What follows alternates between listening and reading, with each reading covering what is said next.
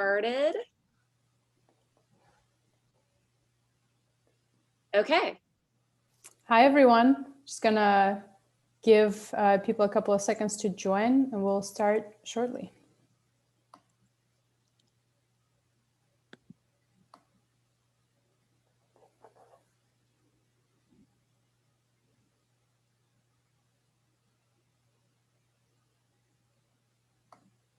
All right, hello everyone, and welcome to virtual book celebration of Kristin Hersh's Seeing Sideways, a memoir of music and motherhood. This event is presented in partnership with the Seminary Co-op Bookstores, the Hideout, and the University of Texas Press. My name is Marina Malazonia, and I'm the marketing manager of the Seminary Co-op Bookstores. The co-op is 2 stores located on the south side of Chicago in Hyde Park. Our bookstores were founded in 1961, and in 2019, they became the first non-for-profit bookstores whose mission is book selling. And this cultural mission work allows us to keep over 100,000 books on our shelves and work with like-minded cultural partners to ensure events like this. Tonight's author is Kristin Hersh. She is a solo artist and founding member of the bands Throwing Muses and 50-Foot Wave.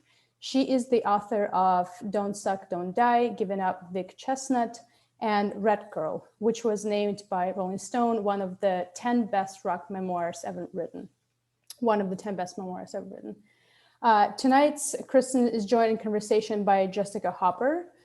Jessica is the author of the books, the first collection of criticism by a living female rock critic, and Night Moves.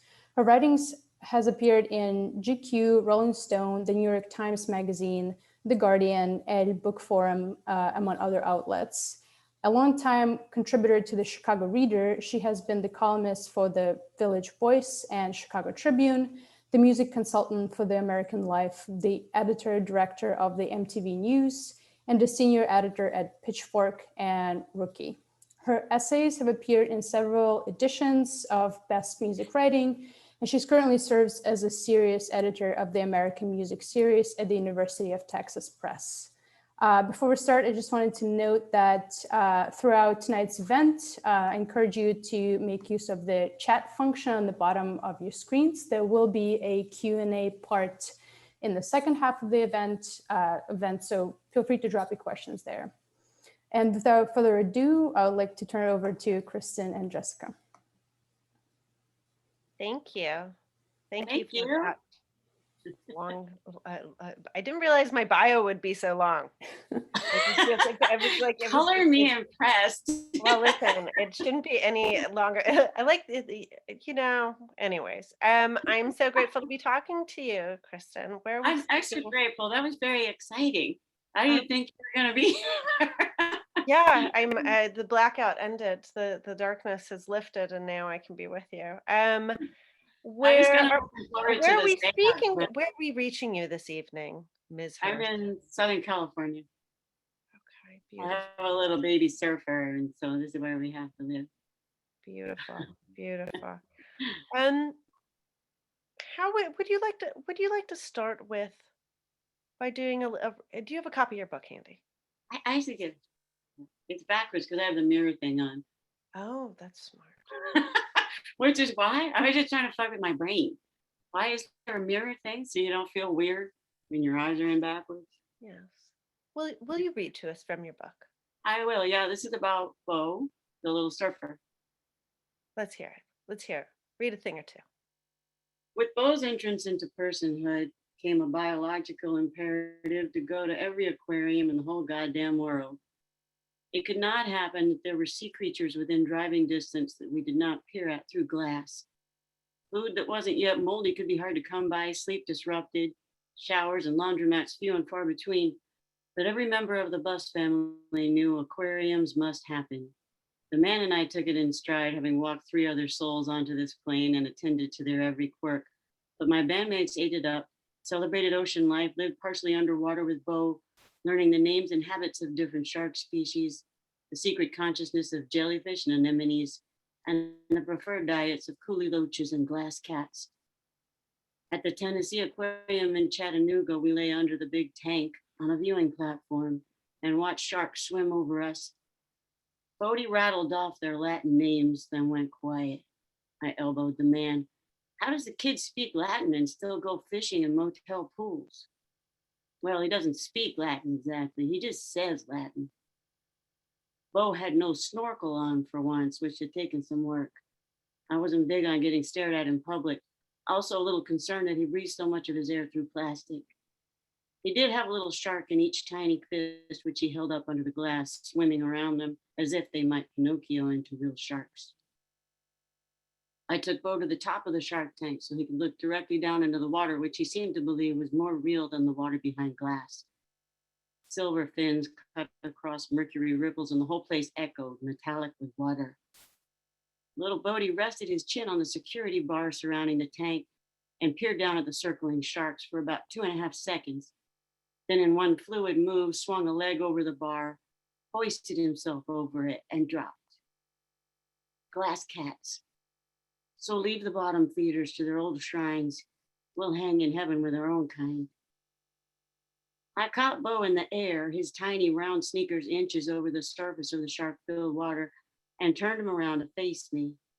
Eye to eye, we studied each other. We're going to the butterfly room. The butterfly room was a lovely, steamy jungle of rainforest flowers and thick vines, all colors and flutters of flying stained glass. Checking the baby for toddler wonder, I threw him my best mom smile, but he was tight-lipped and wary. He and a shark toy gripped my hand as his steps slowed. The first butterfly that landed on Bo released a louder sound than I had ever heard from him, a high-pitched whining squeal that built to a scream and didn't stop. I couldn't talk to him over the noise of his open mouth and traumatized psychology, so I waited, but it kept going, became a keening. Another butterfly landed on his arm and the whale soared. People stared, shocked and concerned. I imagined that he'd need to breathe soon, and I would use that moment to interrupt him with maternal soothing and maybe some kind of science lecture on butterflies and caterpillars and the silence of cocoons. I don't know. The exhalation lived, however, and didn't fade until the butterflies were removed from the boy, and the boy was removed from the butterflies, unhurt but severely shaking. He gripped his toy sharks, white-knuckled and panicked as he was led away from the butterfly room and offered ice cream, which he declined. I was also pretty shaken and ready to leave. We studied each other again, eye to eye. Would you like to go home? Home? Gently prying one of the sharks from his hand, I made it talk to him. I want to go back to the blue bus, Bodie. Will you take me there? Bo nodded at the shark, grim, and spoke quietly. Okay, we can go home. Thank you. Thank you for that beautiful passage. I would like to start with this question. In this book, and also in some interviews I'd read with you recently, you talk about your deep desire to be invisible, to stay invisible. How do you reconcile that with writing a memoir of sorts? It's very much memoir, but it's a memoir of your family, which is the opposite of invisible, which is somewhat of a permanent record, a signpost, a landmark, a book. How do you reconcile these opposing forces in some ways, these opposing outcomes? It sucks. I have an attachment to the truth and a stomach ache at all times. And this was before memoir. This is songs too. They're all autobiographical. And I have absolutely no need for anybody to know anything about me or to look at me. It's a serious schism when I work, even in the recording studio. I have to tell myself that I'm working in a vacuum, and I call that focus, because I don't think I should be allowed to tell a story that I haven't lived. And since memoir is impression, I felt comfortable making those words more like song lyrics to slip that past my own psychology. if I'm not gonna lie, I have to know for sure it's the truth. And the only truths I know are the ones that I've lived. So these are essentially songs. And the first two memoirs, one was a teenager's voice, one was sort of big chestnuts. This one is very much like song lyrics. It's not conversational English. It's barely prose poetic. I can be very grounded and tell a story like that where the kid jumps in the shark tank and you can understand it. But half the time, the book is sort of moving into almost impressionistic theory of the storyline, which is as close as we get to having a storyline actually play out in our own lives, as opposed to somebody else's life or a movie or something. Mm-hmm. So when they deliver the box of books, I know it's happened to you, like sitting on your porch, you're probably ready for that.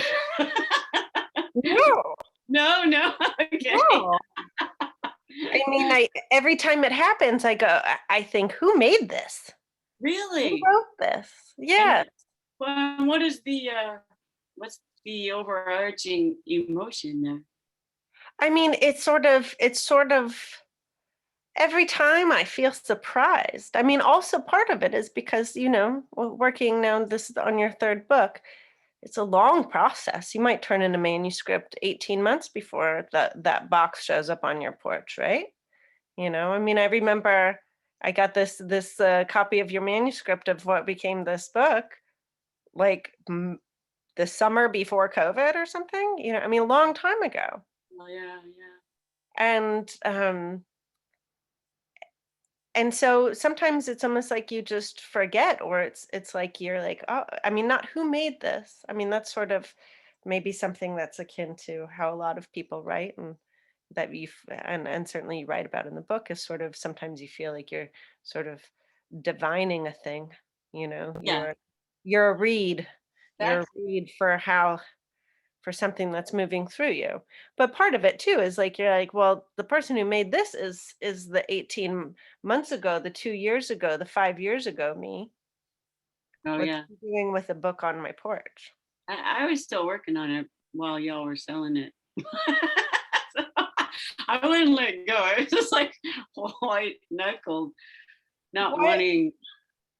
I just spent like 5 years after Casey said, I think you could write a book about raising 4 boys on a bus. And Yeah.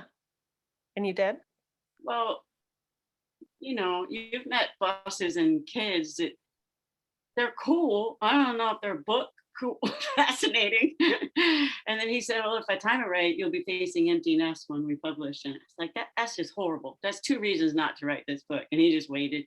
And I said, no, like I always do. And he said, you can do it. And then he knew I was going to get addicted to it. And so I've been waking up at 3 a.m. to work on this for about 5 years. And yeah, something was responsible that wasn't me, because it's always clever at first. And I just hate clever so much. I wanted it to have its own voice. I wanted it to be writing itself. And as soon as that kicked in, then I'm insufferable. Then I won't let it go. I just want to write it forever. How could you? When did that kick in? When did that kick in? This one was sooner. Rat Girl, it sucked for 2 whole years. It sucked in a really annoying way, not like just bad, but like I hate this person. That's how you know you're writing a book, is when you hate yourself and the book. That's when you know you're like really wading into it. Is like when you're thinking about what kind of jobs you can get in order to pay back your advance. Yeah, that never goes away. Really, you're not really writing a book until you've figured out what you need to beg, borrow, and steal to pay back the advance, and not write this fucking book. Milkman is still a job, or is a job again, right? Fingers crossed. Certain parts of the country, I don't know. So let's get back to something that you're talking about, that that there's a real impressionistic lyricism to this, that there's a kind of circular language. The way that the book moves to me is sort of circular, cyclical, themed in different ways, that there are words, phrases, ideas that it's like you're some of the ideas I felt like you were like picking at them, particularly the ones about the music industry. But that it's sort of like you're not picking at it, like teasing out this snarl, you know? Yeah. And that there and I thought that was really, I mean, I think that's one of the really beautiful things about the book, is the way that it's not quite meditative. It's coming back, it's circling, it's chewing on some of these really interesting, poignant ideas about motherhood and creation. Did those themes Were those themes sort of, and maybe even some of those words, pre-existing for you? Or did they just occur in the text and sort of bring you along? Or am I wrong? To suggest you. Yeah, More of a comment than a question. That was a very long question. But talk to me about themes. Talk to me about how these themes came to you and grabbed you. they the spiral is a big one. The shaped spiral. You continually come full circle, and yet you're not where you started.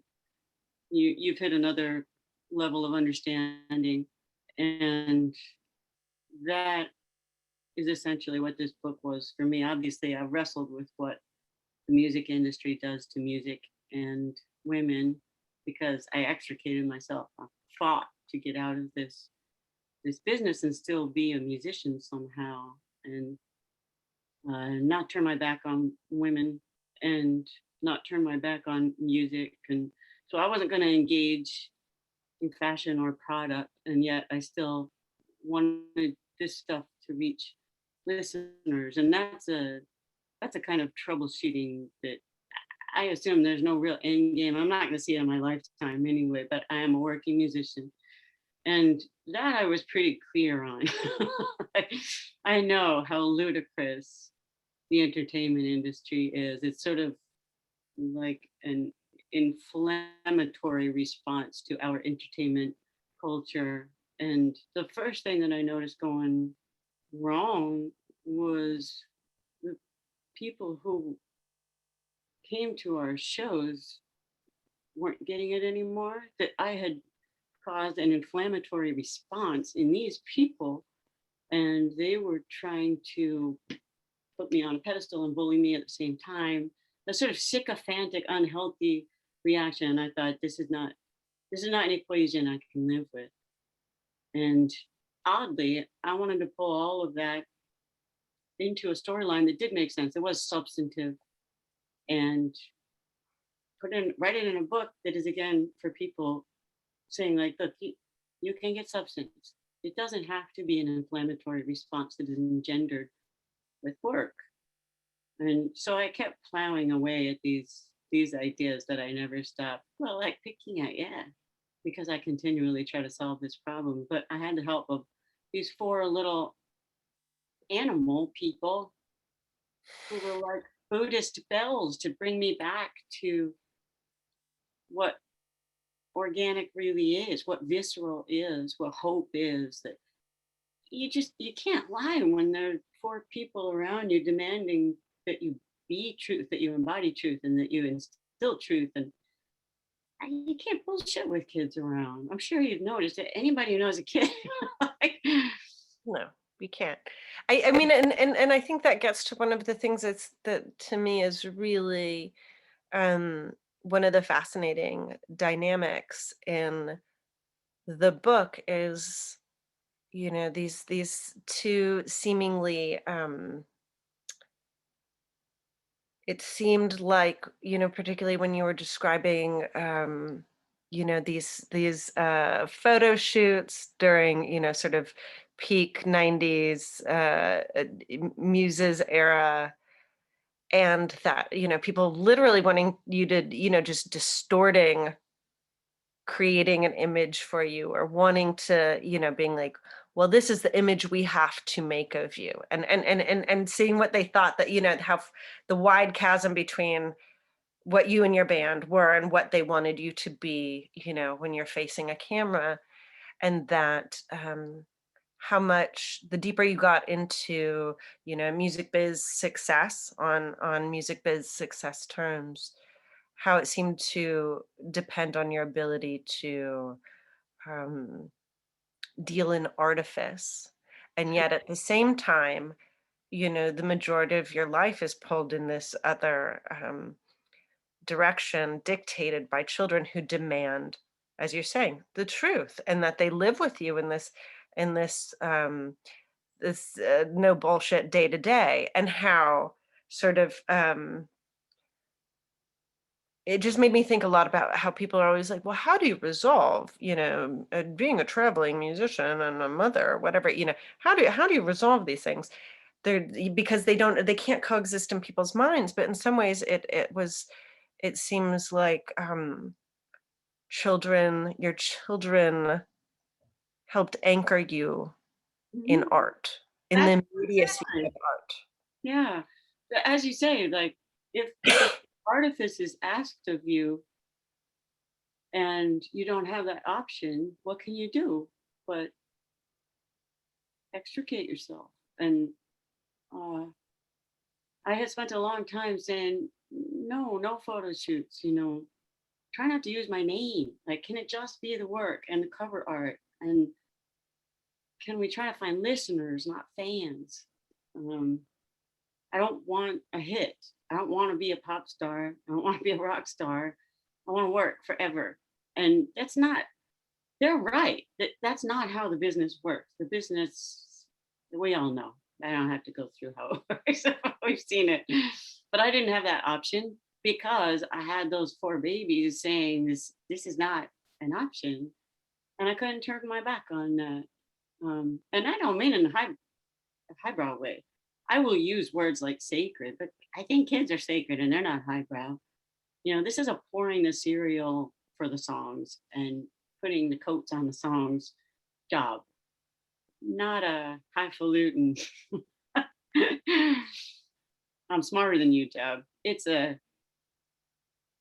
I like the cerebral facility that we can back up what we do with, but ultimately music is a spontaneous human impulse that is so visceral. It is more id than ego or superego. And I would like to see only id left. I'd like to see kids making music and make that what pop is. Like, I'm tired of people disrespecting this musical form that does not have to be crap. It doesn't mean dumb. People don't have to like dumb. It could be good. But I would sit in Warner Brothers and say, why do you sell crap? And they say, because crap sells. And I was like, well, it's because you sell crap. Another thing that was really that I really loved about the book, that I loved about Seeing Sideways, your new memoir, that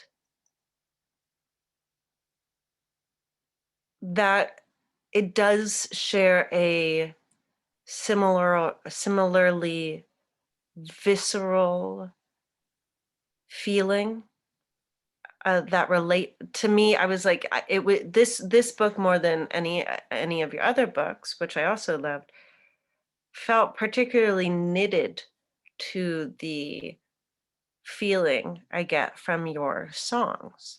That it seems more immediately connected in terms of just the mood and how it pulls you along. It's sort of sweeping immediacy.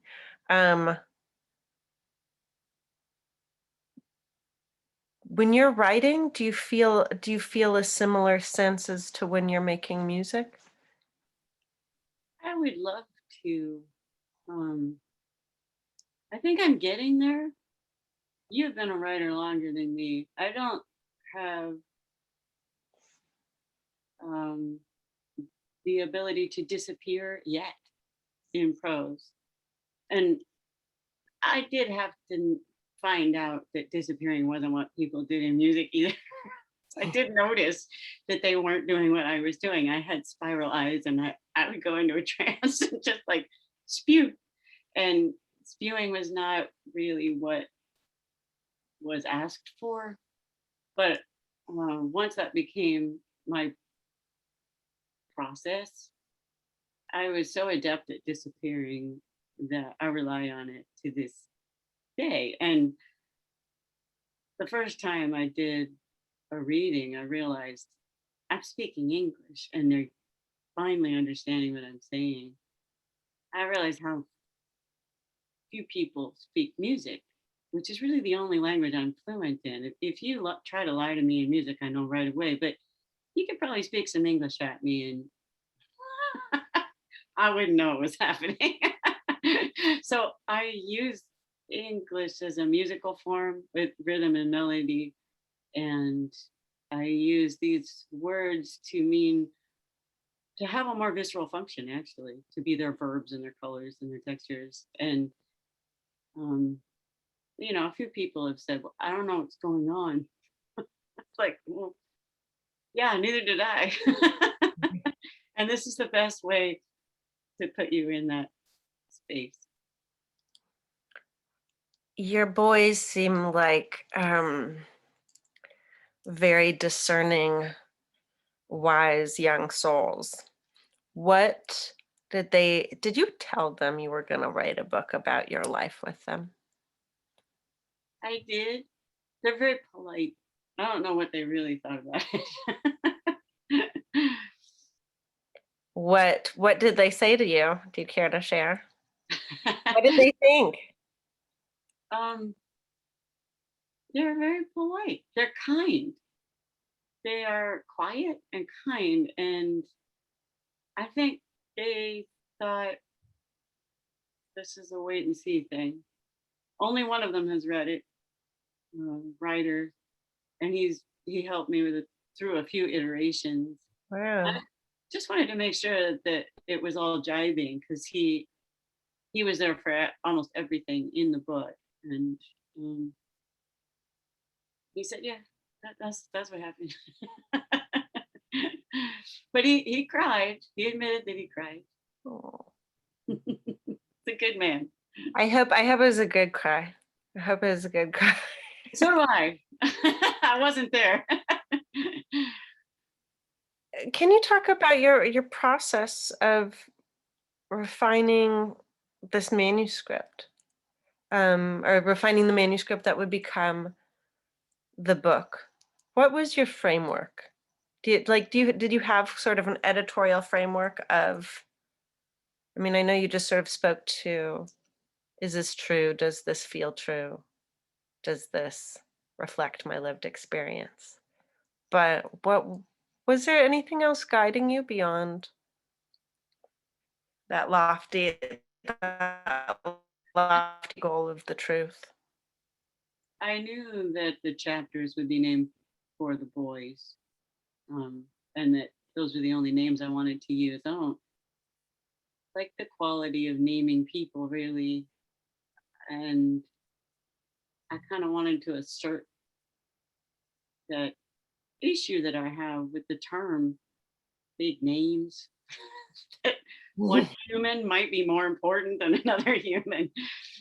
And it became a much more fluid story. It was a useful device given that my drummer was two different people and my bass player was two different people, but they play the same role in my life.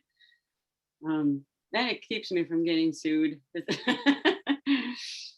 But I started with the first sentence and I ended with the last. I just did it for 5 years. So Right. the framework was a skeleton, and it took a lot of building to make it alive, I guess. Because if you tell a story, you can tell it in zombie fashion too, and it's not living, and nobody needs that. That puts it in the past. But to make it really alive, it confuses time, which was one of the most important things I wanted to do with this book. I like fucking with time.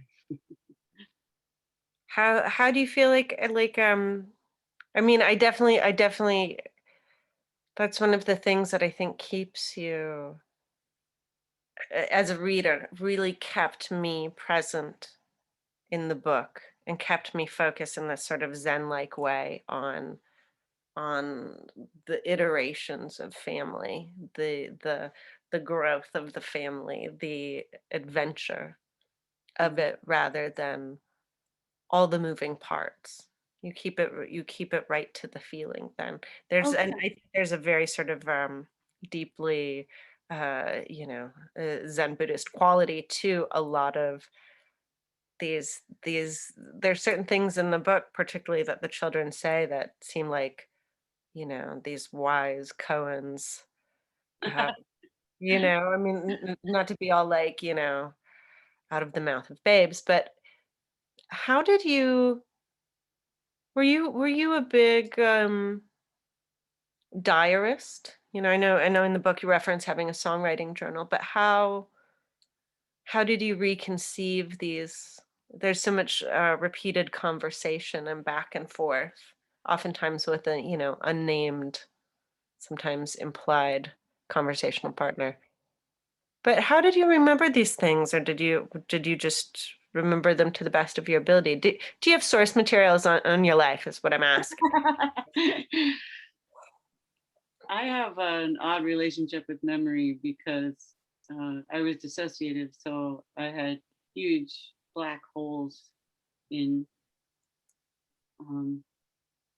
my past and photographic memories of other events. So whenever I didn't think I could really truly pull a photographic memory out of my head, I would have to engage in a kind of self-hypnosis in the middle of the night where you can remember the sound of the voices around you, how the air smelled and felt, and the textures of the couch on the bus, and then compare notes with journalists because I didn't own their published interviews, and with the kids and bandmates, and say, this really what happened? And oddly at this time, these stories you tell for so many years until you start thinking, well, this is just mythology, this didn't really happen, and now you can go find it on YouTube. So in a few instances I was actually face to face with memories that I didn't want. But I didn't keep anything in the book that I didn't remember vividly. And to be fair, I had 30 years to work with. Mm-hmm. I could take out all the boring stuff, and you tend to remember the more exciting stuff, and whether you want to or not.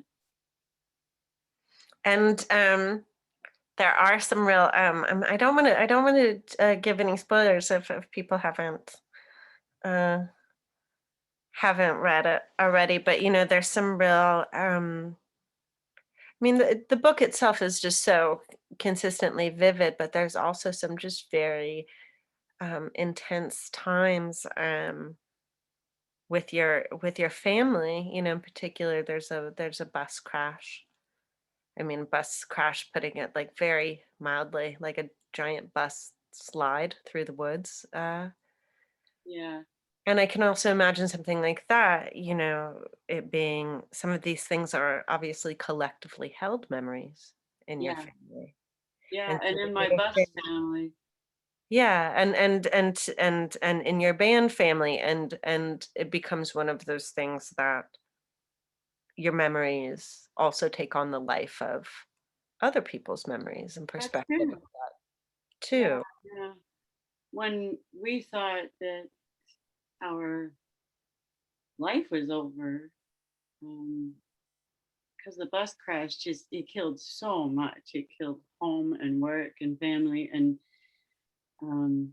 this just our lifestyle was lost in the woods that day. And the goldfish that lived in the pickle jar in our sink, one of them died, and I thought, poor little Wyatt has to now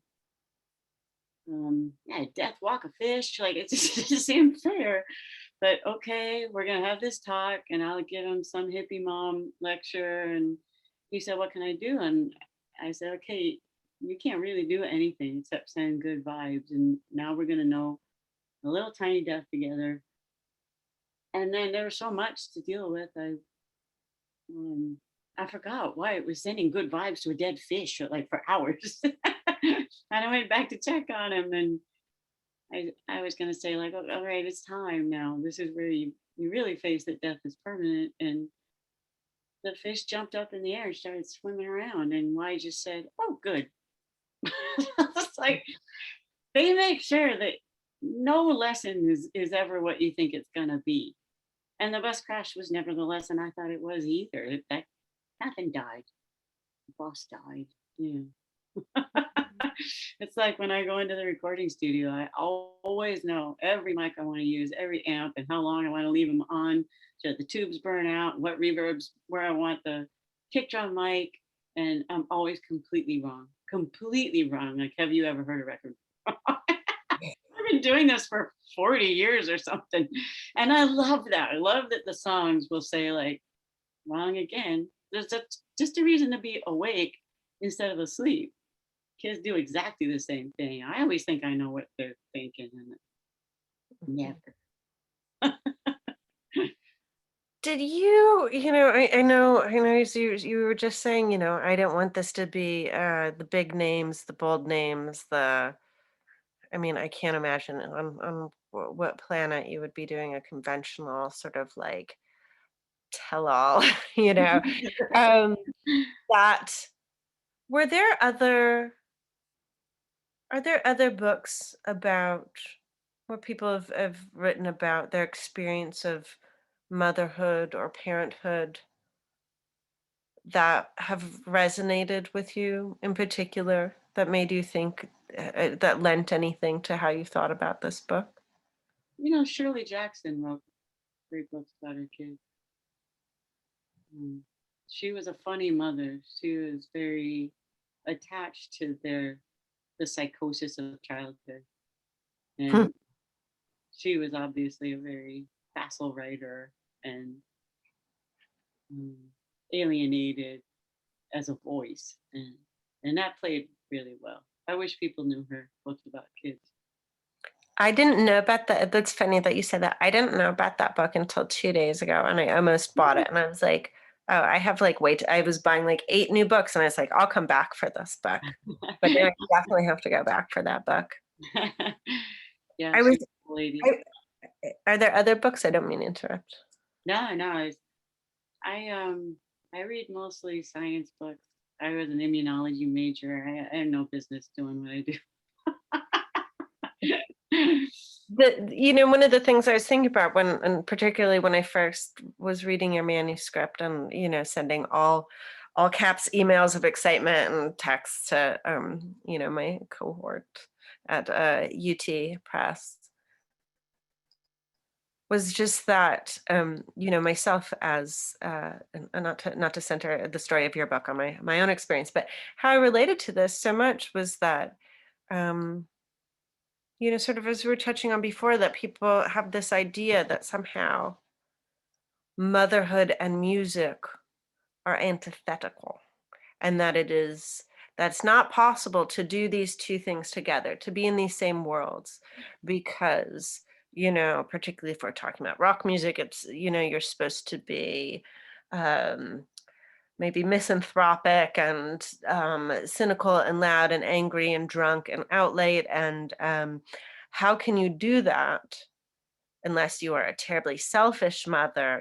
This sort of conception of what being a musician is obviously based in really sort of, Yeah, those would be the problems that are yeah, that's like having the very children. macho, that it can only be done. The only right way to do anything, as we know in a patriarchy, is like on the most macho terms, right? That's the right way to do it. And I think one of the great things about what your career exemplifies, and now this book exemplifies, is this sort of, I don't want to say the naturalness, but this sort of, this zenness of how you do it, of not to be like, I am just a mother, but it's like, I am a musician. this is what I do. This is what I'm made to do. It fits, that being a mother and these things are the things. You can't to say they don't go together is to pull oneself apart. That's a really good point. It is. If you are going to try and live love and music without passion, you're missing a point of your life. Everybody has their own music. Music just happens to be mine. And humanhood is so brilliantly addressed through passion that if you can watch little humans, how better to learn about passion? If you try to live your life without your love and your music, you're missing the point. You're already dead. It's my humanness, and I would not know it as well if they hadn't kept me from lying every moment. Every song says don't lie. Every kid says don't lie. And that doesn't mean it's going to impress anyone or that you won't be ashamed. In fact, it won't impress anyone and you will be ashamed. Because raw is better. Yeah. And to that end too, I was trying to think of some of the other, sort of music and motherhood memoirs that I have read that and typically they're women in country. They're older memoirs. They're the sort of true tragedy kind of typically tragic country memoirs. Very pregnant in the backwoods kind of thing, and I really take immense heart from the way that your book centers so much on the work of these two things and how they're tied and how they're inextricable, because I think that really flies and is a very strongly, to me, I received it as a deeply feminist message of that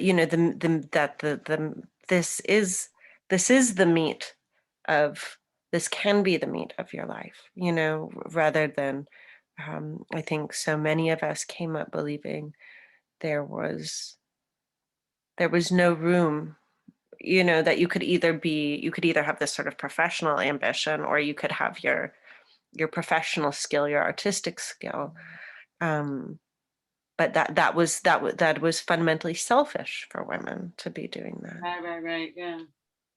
And I mean, I'm selfish because I love music so much and I love babies so much. I feel like the whole thing's been selfish. And I go on at 8 as a solo performer because it's quiet, and then at 10 with throwing music because it's a little louder, and then midnight with 50-foot wave because it's really loud. So we'd be loading out with 50-foot wave at like 2 or 3 in the morning. The baby was going to be up at 5 or 6. But instead of thinking, well, I'm about to die, I think I'm having it all. I really was. Music is not something we should be paid for. It's music. It's prayer, but not in a lofty sense, in a play sense. It's called playing for a really good reason. People play. They always have. It's a very human venture, music, and it's only recently become a business, and that's something to mess with. Every time some real music gets marketing dollars behind it, let's just all be grateful that happens, because it doesn't happen very much. Let's see. We have 14 minutes left, and I'm supposed to see if there's any questions. How about this? In order to get some questions, does anyone have any questions related to Kristin's book, her writing process, music and motherhood? I would like to kind of put a little box on it, so it is There's the Q&A dialogue boxes. There you go. I was just about to ask Hopper, chiming in to say, did you see the Q&A box? Let's see. Okay, these are more common. How has Michelle Flannery asks, loved Don't Suck, Don't Die. Thank you for these stories and memories of Vic. Heart. How has the business of touring and performing changed the most since those days, minus the global pandemic? Well, I've endeavored to not let it change. When I was a kid, I just want to live in a van, and I meant it. I'm not sure I knew I meant it, but it came true. But it was, the struggle was just trying to create the job of musician without playing the game. And I made a few mistakes. You become convinced that it's okay to write this terrible song, which it's not a song. There's no such thing as bad music. There's music and there's not music. And I would say, okay, here's some not music, and just leave me alone with the rest of the record. And that's not cool. You can't be responsible for not music. So the van life, I achieved again with 50-Foot Wave was to test the waters of DIY and see if you could truly remove the dollar sign from the equation, music and listeners. And we had a record called Free Music, meaning gonna free music by making music free. And we did like 2 million downloads, and Billboard magazine freaked out because you're not allowed to do that. It's like, who are you people? We need like these catalog numbers and blah, blah, blah. And eventually they found out that we hadn't charged for any other records, and they said, oh, never mind, we don't care then. I was like, I knew it. Y'all are counting dollars. Fine, we're out of here. So 50-Foot Wave was a cooperative that, we travel all over the world and we play, and we don't necessarily release music or record music.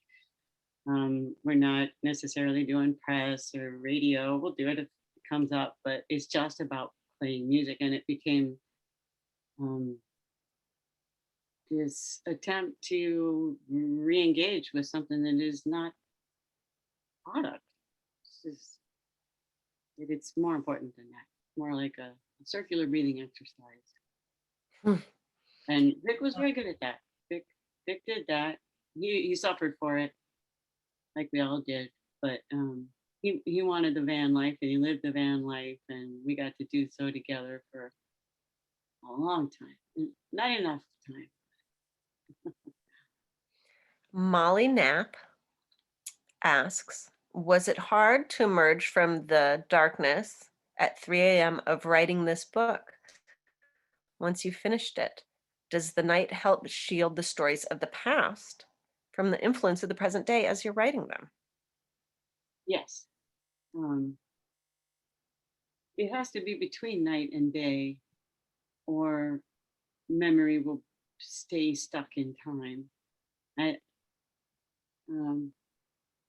learned about memories being stuck in time with PTSD because my first son was, when he was taken, I couldn't put that memory back into the past. It was always happening, and it could be triggered. And I actually used that as a muscle to re-engage with any memory that was in this book, so that it was full on, and yet not that, I want to know what the doorknobs look like, crap. Like, I want to know what's happening. Like that, you're not looking at the doorknob when something's happening. And that full on engagement is wholly possible, if you can get up that hour. And then as soon as I sent the book to y'all, I woke up at 3 a.m. and nothing to do. I made like 1,000 pancakes. Motherhood certainly will prepare you for waking up at dawn. My children don't sleep past 6 a.m. and never have, ever. And they're 9 and 10. How old are they? It just is. It just is. And sometimes I just sleep anyways. What are they gonna do? Watch TV? Whoa. Ooh. Johnny Barr, not to be confused with Johnny Marr. Do you think motherhood grounded your art? Do you think it helped you create honest work that resonates with people? Absolutely. And kids they're funny. You know, they're not silly. Silly is not a real thing. Nobody's silly. And that's kind of a dangerous concept. It's dismissive and dehumanizing. And kids are hilarious, like really, truly funny. And they have a healthy grasp of what is ludicrous here. Otherwise, we couldn't Looney Tunes at them. But they are gravity. They are life and death. And, if I don't have a song that can do both ludicrous and life and death at the same time, you know, like no comedy is funny without its inherent tragedy. It's because of the grounded nature of what I was tasked with, trying to keep them alive. And I will say, you know, there's no such thing as a person being more important than another person, but obviously us mothers know that when you're tasked with another life, those become the big names. This is Elizabeth asks, I like this question too. You were on the Monsters of Alternative Rock tour with, I believe, the Sugar Cubes. I know you and Bjork were young mothers. Was there any talk of parenting between you two at that time? I don't remember. I'm sorry. That's not the kind of thing I remember.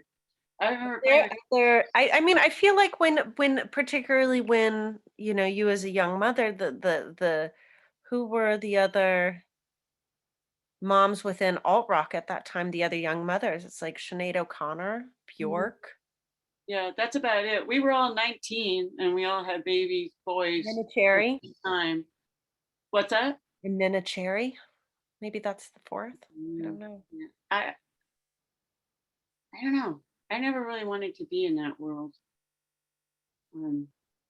Just the looking down my whole life. Luckily, I had those babies to look at. All right, let's see. Let's see.